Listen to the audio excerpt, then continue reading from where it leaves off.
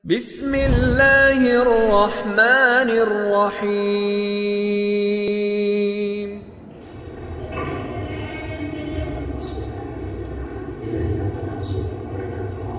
Bismillah. Wassalatu wassalamu ala sayyidina Rasulillah. Assalamualaikum warahmatullahi wabarakatuh. Alhamdulillahirabbil alamin. Wassalatu wassalamu ala asyrafil anbiya'i wal mursalin wa ala alihi wa ashabihi ajma'in. Asyhadu an la ilaha illallah wa asyhadu anna sayyidana Muhammadan abduhu wa rasuluhu la nabiyya ba'dah. Allahumma salli ala sayyidina Muhammadin al-Fatih lima ughliq wal khatim lima sabaq nasiril haqqi bil haqqi wal hadi ila siratikal mustaqim wa ala alihi haqqa qadrihi wa miqdarihi al-azim. Allahumma anfa'na bima 'allamtana wa 'allimna ma yanfa'una warzuqna 'uluman tanfa'una fid dini wad dunya wal akhirah. Allahumma arzuqna fahman nabiyyin wa hifdzal mursalin wa ilhamal malaikatil muqarrabin. Allahumma ja'alna minal ladzina yastami'una al-qawla fayattabi'una ahsana. Jemaah sekalian yang dimuliakan Allah Subhanahu wa taala, mudah-mudahan semua dalam keadaan sehat walafiat. Mudah-mudahan keluarga kita di rumah, tetangga-tetangga kita, jemaah-jemaah kita juga dalam lindungan Allah Subhanahu wa taala. Kita doakan yang kebetulan hari ini sedang kurang sehat, Allah segerakan sehatnya, kembali bisa beraktivitas, beribadah seperti saat sehatnya insyaallah. Allahumma rabbana si'al bil ba'sa ishfi anta syafi la shifaa illa shifauka shifaan la yughadiru saqaman wa la alaman ya rabbal alamin walhamdulillahi rabbil alamin. Baik jemaah yang dimuliakan Allah Subhanahu wa taala, kita masuk kembali ke dalam kitab Fiqh Sirah An-Nabawiyah di Syekh Sa'id Ramadan Al-Buti. Nafa'anallahu bi'ulumihi fid dharain amin. Kemarin kita membahas terkait kelahiran Rasulullah SAW yang ditandai dengan peristiwa gajah, peristiwanya Abraha. Terus kita cerita bagaimana responnya kakek Rasulullah SAW, Abdul Muttalib, tatkala kedatangan pasukan dari Yaman yang dipimpin oleh Abraha itu. Ibroh-ibroh yang kita sudah dapatkan, pelajaran-pelajaran yang banyak sekali. Orang-orang di Hijaz, terutama di sekitaran Mekah yang terkotak-kotak sehingga tidak mampu untuk menahan lajunya pasukan Yaman, pasukan Abraha yang bisa merangsek dengan cepat. Terus kemudian kita bercerita, kita sudah mengisahkan juga kelahiran Rasulullah Sallallahu Alaihi Wasallam.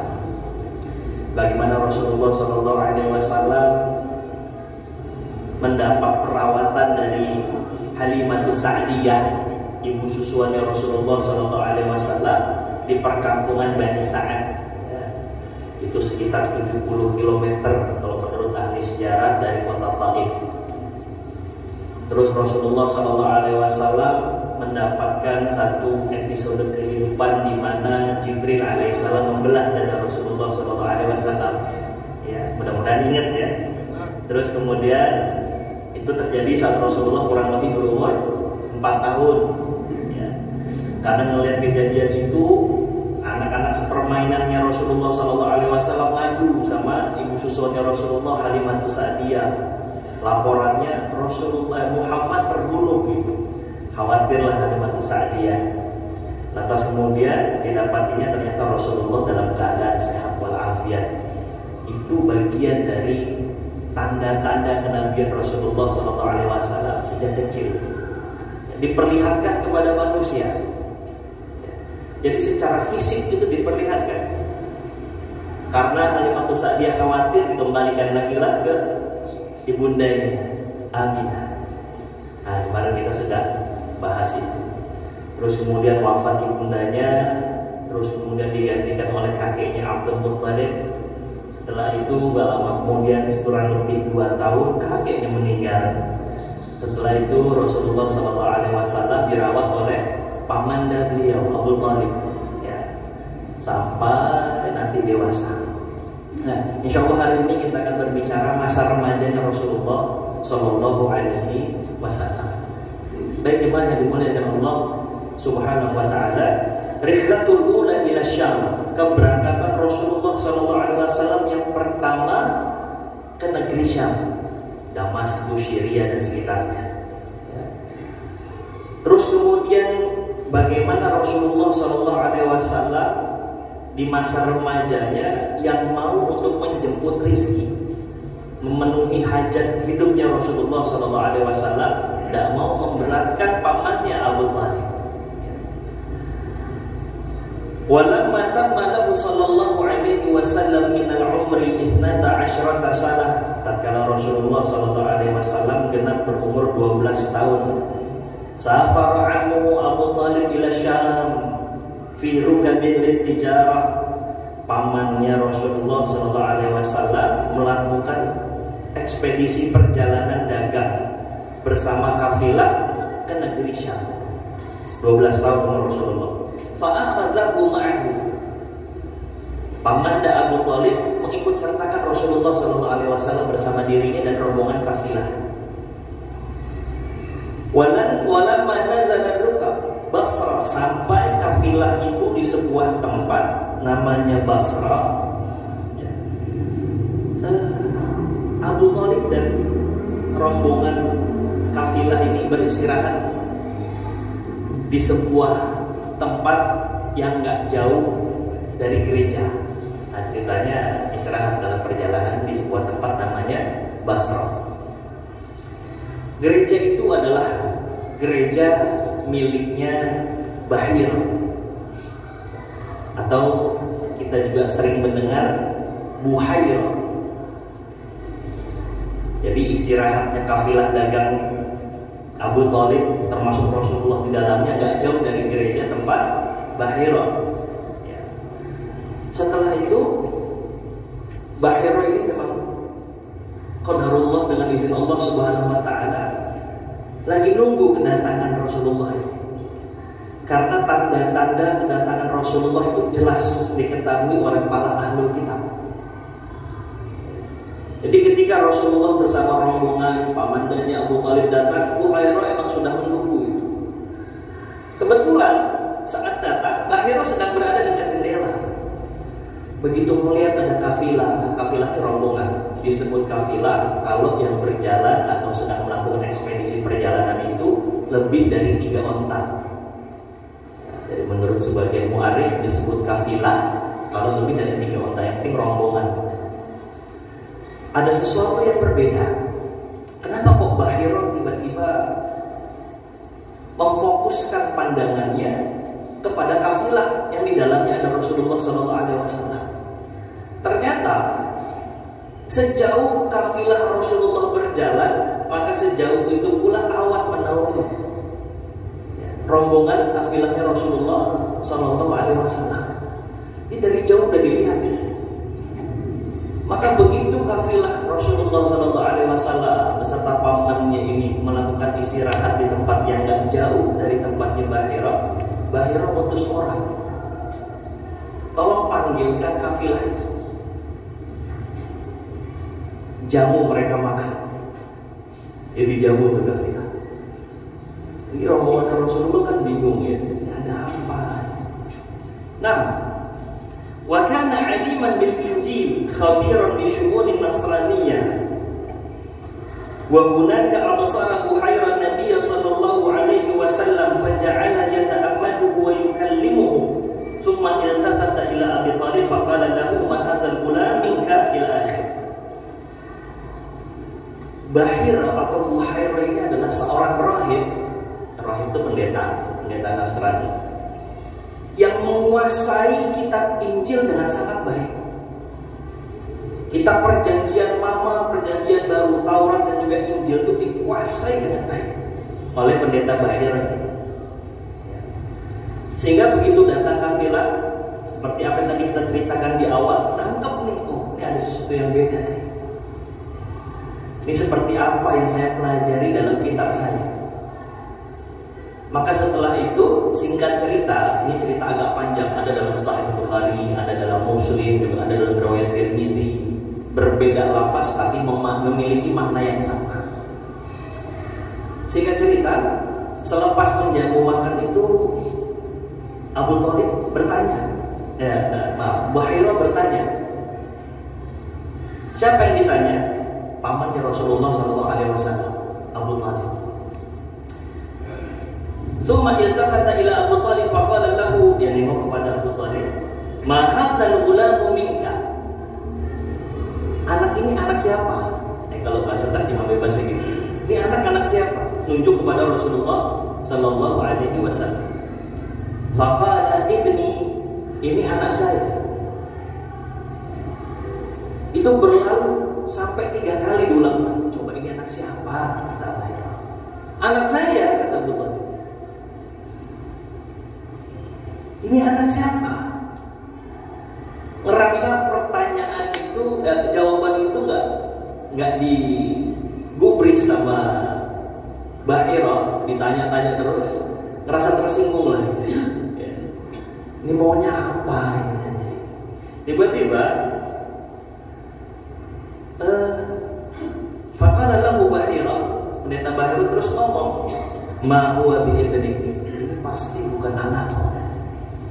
Jadi sebelum Buhairah ini berbicara kepada Abu Thalib, Buhairah mendatangi dulu Rasulullah SAW.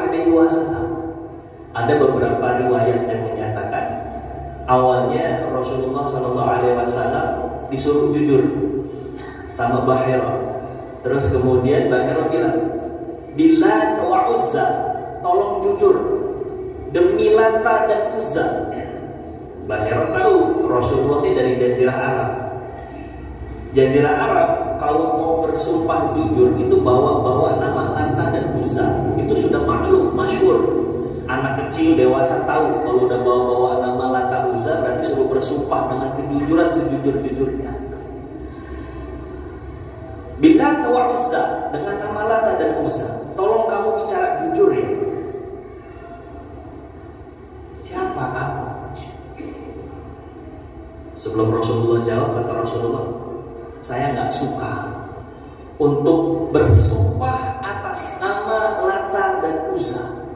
Itu seorang anak umur 12 tahun, anak SD, menyelisihi tradisi. Saya nggak suka menyebut atau bersumpah dengan Lata dan Uzza. Wah, makin yakin ada yang beda ini, kata Buhairah. Dipandang matanya Rasulullah, dipandang lagi pelipisnya Rasulullah. Karena dalam Taurat, dalam Injil itu detail sekali. Tanda-tanda, sifat-sifat, baik itu fisik ataupun tanda-tanda menjelang datang Rasulullah Muhammad Sallallahu Alaihi Wasallam. Itu detail dalam Taurat, dalam Injil. Nanti ada dalam ayat-ayat yang Allah sebutkan, yang Allah jelaskan dalam firman-Nya. Sampai kemudian Buhairah bilang, boleh nggak saya ngeliat punggungmu? Nah, coba buka punggungmu. Begitu Rasulullah buka punggungnya, di belakang Rasulullah SAW itu ada tanda kenabian. Tanda kenabian itu berupa tanda di antara kedua pundak. Ada yang bilang pundak agak sebelah kanan, tapi yang masyhur di antara dua pundak Rasulullah SAW. Besarnya sebesar buah apel. Warnanya merah kehitam-hitaman. Itu tanda kenabian. Begitu dilihat makin yakin. Karena ada tanda kenabian Rasulullah Sallallahu Alaihi Wasallam. Ya. Tapi itu khusus buat Nabi Muhammad Sallallahu Alaihi Wasallam. Ya. Nah, kalau diantara bapak ada yang punya tanda di belakangnya itu kebetulan, dan bukan itu tanda kenabian, pasti bukan. Karena Rasulullah Sallallahu Alaihi Wasallam adalah khatamul anbiya, penutupnya para nabi. Ya. Nah, baru setelah itu dia bertanya kepada Abu Thalib tadi, redaksi, anaknya anak siapa? 3 kali ditanya, Abu Thalib bilang, ibni, ini anak saya. Kenapa Abu Thalib bilang ini anak saya? Itu sudah lumrah dalam tradisi Arab. Saking cintanya Abu Thalib kepada Rasulullah Sallallahu Alaihi Wasallam. Terlebih Abu Thalib masih satu nasab dengan Rasulullah Sallallahu Alaihi Wasallam. Ya, di mana Rasulullah adalah keponakannya Abu Thalib. Huwa ibni, ini anak saya. Terus Mbah Heron tiba-tiba bilang begini, ma huwa biibnik, anak ini nggak mungkin anakmu. Wa ma yanbaghi an yakuna abu hadzal ghulam hayya, karena anak ini seharusnya nggak punya bapak. Anak ini harusnya yatim. Kaget betul. Kok tahu? Ya tahu dengan tanda-tanda kenabian itu ada dalam kitab Taurat, Injil itu ada. Faqala huwa ibnu akhi, iya benar. Dia ini keponakan saya. Faqala wa ma fa'ala abu? Apa yang terjadi dengan bapaknya? Lantas Abu Thalib cerita, mata wa ummuhu hubla bihi. Bapaknya meninggal saat ibunya mengandung dirinya anak ini. Qala Bahira sadaq. Oh, kalau begitu betul. Kata Bahira, kalau begitu betul. Farji' bihi ila baladi wahzar alaihi yahud fa wallahi la in ra'awhu huna la yablughannahu syarra. Sekarang mendingan kamu gak usah terusin perjalanan, balik lagi ke kota Mekah, ke Jazirah Arab tempat kamu. Karena kalau nanti orang Yahudi menemukan anak ini dengan segala tanda-tandanya, bisa membahayakan anak ini. Fa innahu ka'in li ibni akhika hadza sya'nun 'azim. Karena keponakanmu ini membawa satu beban yang sangat besar. Urusan besar akan ada di pundaknya kelak. Sekarang mendingan pulang. Ada lagi redaksi lain yang riwayat Tirmidzi itu, jangan sampai orang Yahudi menemukan anak ini, karena nanti dia bisa diburu oleh orang-orang Yahudi layaknya Nabi kami Isa, dibunuh atau dikejar-kejar, diperangi oleh orang Yahudi. Karena orang Yahudi ini udah nunggu akan datang seorang nabi. Cuman dalam benak mereka, nabi itu dari golongan mereka. Kalau nabinya bukan dari golongan mereka, disikat sama mereka. Kamu terima itu. Itu banyak di kisah-kisah setelahnya, nanti kita akan kisahnya.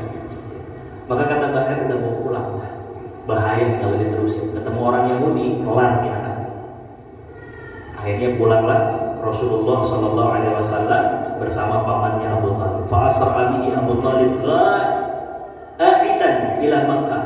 Bersegera Abu Thalib membawa ponakannya Rasulullah Sallallahu Alaihi Wasallam kembali ke kota Mekah. Summa akhadha Rasulullah Sallallahu Alaihi Wasallam yastaqbilu fatrat asy-syabab min umrihi fa bada'a bi sa'i rizq. Nah, kemudian Syekh Said Ramadan Al-Buti bercerita, Rasulullah Sallallahu Alaihi Wasallam beranjak remaja. Disitulah Rasulullah mulai mengais rezeki, mencari penghidupan. Apa yang dilakukan oleh Rasulullah Sallallahu Alaihi Wasallam? Menggembala kambing. Ya. Walaupun qala alaihi salatu wasallam an nafsihi fi ma ba'd. Rasulullah Sallallahu Alaihi Wasallam pernah berkata, kuntu ar'al ghanam. Saya dulu pernah waktu kecil, waktu remaja, menggembala kambing. Ala qarariti ahli Mekah. Terus saya diupahin beberapa kirat oleh penduduk kota Mekah. Jadi kirat itu ukuran, saya juga nggak tahu pasti ukurannya, disebutnya kirat. Ya, kalau qararit beberapa kirat, pernah diupahin sekian kirat, gitu, kata Rasulullah. Ya. Wa hafizahullahu min kulli ma qad yaharifu ilaihi syubban. Sementara Rasulullah SAW di masa remajanya itu dilindungi terus oleh Allah Subhanahu Wa Taala dari perilaku-perilaku yang buruk, terutama perilaku keingintahuan masa-masa remaja lah begitu. Biasanya masa-masa remaja keingintahuannya besar, ya Pak. Masa-masa SMA, masa SMP itu keingintahuan besar. Tapi Allah Subhanahu Wa Taala menjaga Rasulullah Sallallahu Alaihi Wasallam. Rasulullah Sallallahu Alaihi Wasallam pernah bercerita, "Ma hammamtu bi syai'in mimma kanu fil jahiliyyati ya'maluna ghairu marratain." Saya ini pernah loh pengen melakukan sesuatu yang dilakukan oleh orang-orang jahiliyah 2 kali kata Rasul. Kullu dzalika yaqulullahu baini wa bainahu. Ini diketahui oleh Allah antara diriku sama Allah. Summa ma hamantu bihi hatta akramani Allah birrisalah. Allah melindungi saya sampai pada titik saya nggak mau lagi untuk melakukan apa yang pernah saya lakukan dulu, keinginan untuk melakukan amalan orang-orang jahiliyah. Ya. Sampai Allah memuliakan aku, mengangkatku menjadi seorang utusannya. Ini kata Rasulullah SAW. Qultu lailatan lil ghulam. Pernah satu malam saya ngomong sama seseorang, satu umuran sama Rasulullah, masih anak remaja. Alladzi yar'a ma'i, di mana kawanku ini sama-sama gembala kambing denganku kata Rasulullah. Ya. Di a'la Makkah, kami gembalanya ya di dataran tinggi kota Mekah. Law absarta li ghanami hatta adkhula Makkah wa usamir biha kama yusamir syabab. Boleh enggak kamu tolong dong jagain kambing-kambing saya? Ini saya lagi pengen ngelakuin sesuatu seperti layaknya remaja-remajanya orang Mekah itu. Tolong jagain. Tolong jagain. Ini kata Rasulullah kepada sahibnya yang sama-sama lagi gembala kambing. Faqala af'al, tenang, saya kerjain. Ya. Fakharajtu hatta idza kuntu 'inda awwal darin bi Makkah sami'tu azafan. Faqultu ma hadza? Faqala al-arus. Begitu udah minta jagain, Rasulullah masuk ke kota Mekah. Tenang, karena dia udah ngasih amanah sama kawannya itu. Sampai Rasulullah SAW berhenti di sebuah tempat yang lagi nyelenggarain pesta. Hadir rasa ingin tahu dari Rasulullah SAW. Join ikut. Terus Rasulullah SAW nanya dulu sama yang lagi pesta tuh, mahata, ini apa sih? Maka orang-orang yang ada di pesta itu mengatakan al-arus. Oh, ini lagi pesta ya, lagi pesta. Gak tahu tuh walimah apa khitan, kita nggak paham. Tapi lagi pesta. Karena orang Arab gak harus walimah. Orang-orang kayaknya Arab saat itu kalau dia mau pesta, dia pesta sudah. Ya. Abu Jahal itu setiap hari itu 1 ekor kambing. Tiap hari Abu Jahal. Ya. Dia mau kerjaannya mau foya-foya sudah. Ya. Orang kaya kota Mekah. Ini Rasulullah datang, dia nanya, ini ada apa? Pesta kata orang-orang. Fajalas tu asma. Terus aku duduk di depan pesta itu. Aku pengen dengerin ada apa sih itu. Fadaraballahu ala udhuni, tapi Allah menyumbah telingaku kata Rasulullah. Fanimtu fama ayqazani illa harra syams. Allah nyumbah telingaku, terus aku tertidur. Baru di depan itu mau dengerin, Rasulullah dibuat tidur oleh Allah. Aku dibuat gak bangun sampai siang hari. Kalau bahasa letterlek itu, yang membangunkan aku ya sinar matahari itu kata Rasul. Saya bangun pesta udah bubar. Jadi Rasulullah gak dapat tuh momentum pesta tuh, Rasulullah gak ngerasain.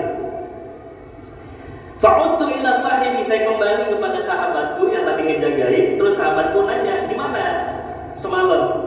Gak dapat kata Rasul. Maka aku mencoba untuk yang kedua kalinya kata Rasulullah. Masih penasaran Rasul. Maka begitu Rasulullah lagi-lagi di depan pesta seseorang, daraballahu ala udhuni Rasul, disumbat lagi telinga Rasulullah, dibuat tidur lagi oleh Allah Subhanahu wa taala. Itu 2 kali kejadiannya. Semenjak saat itu, mahammamtu ba'dahu bisu'in, enggak ada lagi keinginan untuk saya ikut pesta-pesta kayak begitu, enggak pengen lagi terus. Jadi dijagain Rasulullah sallallahu alaihi wasallam oleh Allah Subhanahu wa ta'ala. Ya.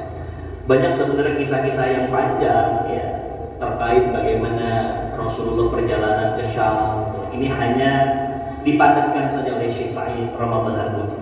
Al-ibar wal-izar. Apa kira-kira pelajaran yang bisa kita ambil? Yang pertama, bahwa ahlul kitab, orang Yahudi, orang Nasrani, itu sebenarnya tahu betul kedatangan Rasulullah Shallallahu Alaihi Wasallam. Dia tahu bahwa Rasulullah Shallallahu Alaihi Wasallam akan membawa risalah kenabian. Jelas mereka tahu itu. Dari mana? Dari kitab mereka. Taurat sudah menjelaskan secara detail, bukan secara umum. Injil juga begitu. Tapi itu semua lantas ditahrif. Itu semua lantas dirubah, ditaghyir. Pernah satu waktu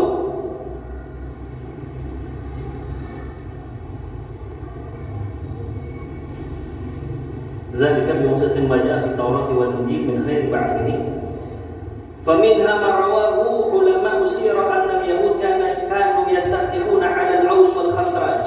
Jadi yang pertama, di kota Mekah itu ada penduduk Yahudi, ada penduduk asli kota Mekah namanya suku Aus sama suku Khazraj. Yahudi ini seringkali berselisih dengan suku Aus dan suku Khazraj. Sehingga orang-orang Yahudi sering bilang, tunggu ya nanti ya, kalau kami sudah kedatangan Nabi, kami habisi kalian. Layaknya dulu Tuhan kami memberikan kami Nabi, kami hancurkan itu kaum Iram, ya, kaum Iram, kaum Ad juga dihancurkan. Tunggu nanti kalau Nabi kami datang. Jadi mereka udah nunggu-nunggu tuh. Walamma nakasu 'indahum anzalallahu fi dzalika qauluhu ta'ala. Tapi begitu Rasulullah datang, mereka tahu Rasulullah bukan dari golongan Yahudi. Maka mereka enggak menerima Rasulullah sallallahu alaihi wasallam. Bahkan ada seorang sahabat Rasulullah namanya Amr bin Rahib. Amr, bapaknya rahib pendeta. Itu begitu Rasulullah sallallahu alaihi wasallam datang, hasadnya luar biasa, bencinya luar biasa. Rasulullah datang ke Mekah, mereka enggak terima. Kenapa? Karena bukan dari golongan Yahudi Rasul itu. Sampai akhir ayat dia benci sekali dengan Rasulullah sallallahu alaihi wasallam. Bukan karena tidak membenarkan apa yang dibawa sama Rasul, cuma satu alasannya, Rasul bukan dari golongan Yahudi. Sudah itu titik. Ini nggak mau diterima sudah, bukan dari golongan saya. Nah, ini ta'assub ini juga nggak boleh ada di tubuh umat Islam. Udahlah, nggak usah ngaji sama fulan, nggak usah ngaji sama fulan. Jangan. Apa yang baik ambil, yang ngerasa kurang baik sudah tinggalkan. Tapi bukan berarti kita harus hajar. Udah tinggalin mutlak, jangan. Ta'assub itu. Nah, beberapa juga menceritakan bagaimana Salman Al-Farisi. Nah, nanti akan ada kisah ke Salman Al-Farisi itu. Perjalanan mencari agama yang benar. Jadi Salman Al-Farisi itu udah kurang lebih 7 rahib, 7 pendeta dia datang. Pendeta yang pertama meninggal, dia datang ke pendeta kedua atas rekomendasi pendeta yang pertama. Begitu terus sampai pendeta yang ke-7 mau mati, terus kemudian Salman Al-Farisi nanya, saya harus kemana lagi? Kata pendeta yang ke-7 nih, sebentar lagi akan datang seorang nabi. Masya Allah itu Salman Al-Farisi. Terus Umar bin Khattab radhiyallahu taala anhu juga pernah tanya sama ahlul kitab yang kemudian masuk dalam agama Islam, emang kalian benar tahu sosok Rasulullah sallallahu alaihi wasallam sebagaimana kalian mengenal anak-anak kalian? Kata orang-orang yang masuk dalam agama Islam yang sebelumnya beragama ahlul kitab, bahkan kami lebih kenal Rasulullah ketimbang anak-anak kami. Jelas dalam kitab kami dikasih tahu ciri-ciri gimana nanti masa depannya seperti apa, fisiknya seperti apa, detail. Sementara anak-anak kan tapi nggak pernah tahu, tergantung gimana nanti ibunya membawa anak ini, gitu kata para ahli kitab. Jadi sudah jelas kenabian Rasulullah Shallallahu Alaihi Wasallam. Yang kedua saya persingkat saja sebelum nanti tanya jawab sedikit. Rasulullah dijaga oleh Allah Subhanahu Wa Taala. Tadi ya saat remaja itu. Pengen melihat pesta dibuat timur. Kalau kita dapat penjagaan itu indah betul Pak. Bisa nggak kita dapat penjagaan itu? Halo? Pak, bisa nggak kita dapatin penjagaan Allah Subhanahu Wa Taala layaknya Rasulullah mendapat penjagaan Allah Subhanahu Wa Taala? Bisa nggak? Bisa. Ada dalam salah satu hadis qudsi. Gak harus jadi nabi, enggak. Ada salah satu hadis qudsi, Allah Subhanahu wa taala berfirman gitu. Ma taqarraba ilayya 'abdi illa maftaratu alaihi. Hamba-hambaku tidak bisa mendekat kepada diriku, kata Allah, kecuali melalui jalur amalan-amalan yang aku fardukan pada mereka, aku wajibkan. Jadi syarat pertama, gerbang pertama kita mau dekat sama Allah, lakukan amalan wajib. Sholat, puasa Ramadan, haji kalau kita mampu, zakat. Yang wajib-wajib itu gerbangnya. Nggak bisa kalau nggak lewat gerbang itu. Wala yazalu 'abdi yataqarrabu ilayya bin nawafil hatta uhibbah. Dan tidaklah hamba-hambaku yang sudah mendekat itu makin mendekat kepada diriku, kecuali dengan amalan-amalan yang sunnah. Jadi yang udah dekat dengan amalan wajib, ada yang lebih dekat lagi, makin mendekat kepada Allah. Jalurnya apa? Amalan sunnah. Hatta uhibbah, kalau udah dekat dengan aku dengan amalan wajib dan amalan sunnahnya, aku akan mencintai dirinya. Ini yang pertama. Hatta uhibbah, hingga aku mencintai hambaku itu.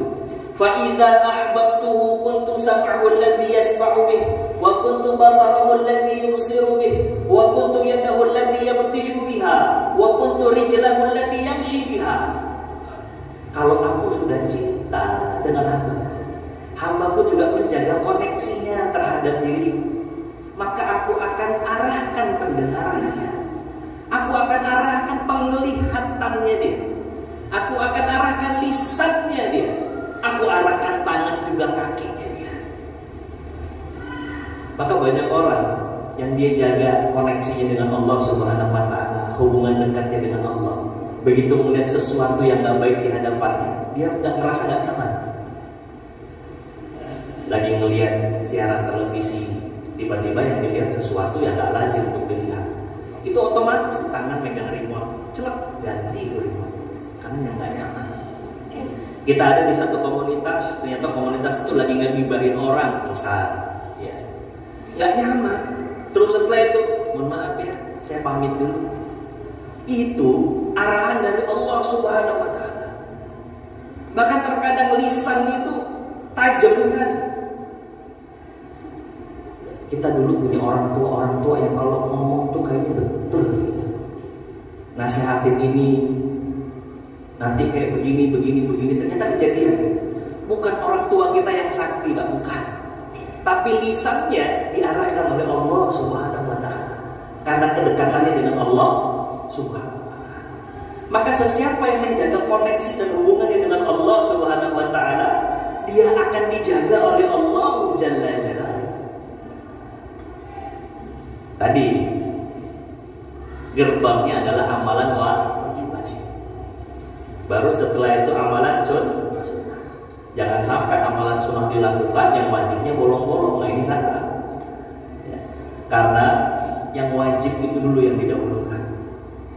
Baru kita mendapatkan kenikmatan hubungan dengan Allah, dan Allah akan menjaga kita, itu yang nikmat sekali. Nah, jadi Bapak Ibu sekalian yang dimuliakan Allah Subhanahu wa taala, karena waktu terbatas, kita cukupkan dengan dua ibrah tadi. Ya, ada beberapa lagi ibrah. Karena waktunya mepet, mungkin kalau ada 1-2 pertanyaan kami persilakan. Ya, silakan. Kan yang memprediksi kedatangan Rasulullah itu kan pendeta Bukhairah ya. Ya. Apakah setelah memprediksi kedatangan Rasulullah itu pendeta Bukhairah itu mengimani Rasulullah atau masuk Islam? Atau tidak? Terus yang kedua, apa benar itu pamannya Rasulullah, Abu Thalib, akhir hayatnya itu tidak mengimani agama yang dibawa oleh Rasulullah? Apa itu benar atau enggak? Terima kasih. Baik, singkat saja. Bukhairah nggak diketahui lagi kisah setelahnya. Yang didapatkan dari beberapa kitab sirah hanya sampai di sini saja. Nanti ada lagi Waraqah bin Nufail, itu saudaranya Sayyidah Khadijah, akan ada kisah yang tersendiri, sama ahlul kitab juga. Dia udah sempat mau berada di barisan Rasulullah, tapi keburu wafat. Itu nanti kisahnya. Terus terkait paman Rasulullah SAW Abu Thalib pun nanti akan ada kisah yang tersendiri. Ya. Tapi memang secara singkat Rasulullah tidak berhasil untuk mengajak pamannya mengucap la ilaha illallah. Itu yang membuat Rasulullah sedih. Nanti ada di kisah Amul Huzan, tahun kesedihannya Rasulullah Shallallahu Alaihi Wasallam. Wallahu a'lam wa a'lam bishawab. Baik, ada lagi? Udah masuk waktu Isya? Belum. Terus juga kemudian Rasulullah Shallallahu Alaihi Wasallam tadi masa remajanya beliau punya kesempatan untuk mencari rezeki dilakukan. Ini menunjukkan bahwa kita harus berusaha untuk mencari rezeki yang halal tentu saja. Jadi nggak ada alasan untuk bermalas-malasan. Kalau Syekh Sa'id Ramadan Al-Buti mengkhususkan kepada para du'a, para dai, supaya bisa memenuhi hajatnya di luar dari kegiatan mengajarnya. Sehingga dalam mengajar dia nggak berpaku kepada hasil dari pengajarannya itu. Yang mudah-mudahan apa yang kita dapatkan dari pelajaran sirah Rasulullah SAW ini bisa memperbaiki amaliyah kita sehari-hari, lebih mendekatkan diri kita kepada Allah Subhanahu Wa Taala. Coba deh, kalau koneksi kita sama Allah udah baik, maka Allah akan kasih petunjuk-petunjuk itu sama kita. Itu hidayah dari Allah. Apalagi sekarang bulan Rajab, jemaah yang dimuliakan Allah, amal keburukan Allah lipat gandakan layaknya amal kebaikan. Allah juga akan lipat gandakan di bulan Rajab ini. Ya. Ini adalah Ashurul Hurum, dan mudah-mudahan ini bisa menjadi jembatan kita untuk mematangkan diri kita sebelum masuk bulan Ramadan, insyaallah. Nikmati amalan-amalan dan nikmati hubungan kita dengan Allah Subhanahu Wa Taala. Mudah-mudahan Allah istiqomahkan kita dalam kebaikan. Allah wafatkan kita dalam keadaan husnul khatimah, insyaallah. Baik, terima kasih. Mohon maaf lahir batin. Kita tutup sama-sama dengan kafaratul majlis. Subhanakallahumma wa bihamdika asyhadu an la ilaha illa anta astaghfiruka wa atubu ilaik. Wassalamualaikum warahmatullahi wabarakatuh.